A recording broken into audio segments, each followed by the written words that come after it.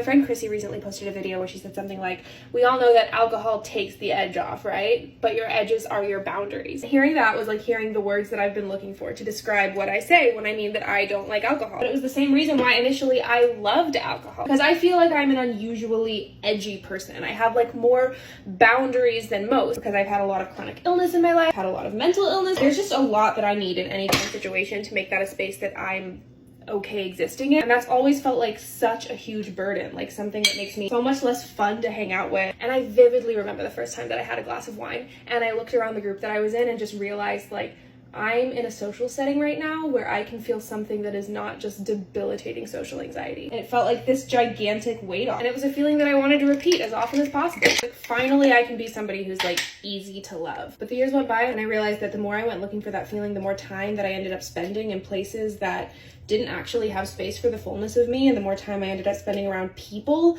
that didn't actually have any interest in loving me and caring for my needs, and the more healing work I did around like wanting to care for all parts of myself, the less satisfying it became to become a boundaryless person, the less I defined that as like fun. I know that there are going to be spaces in the world that treat my boundaries like an inconvenience and an imposition, but I don't want like the space that exists inside of me in my own internal monologue to be one of those places.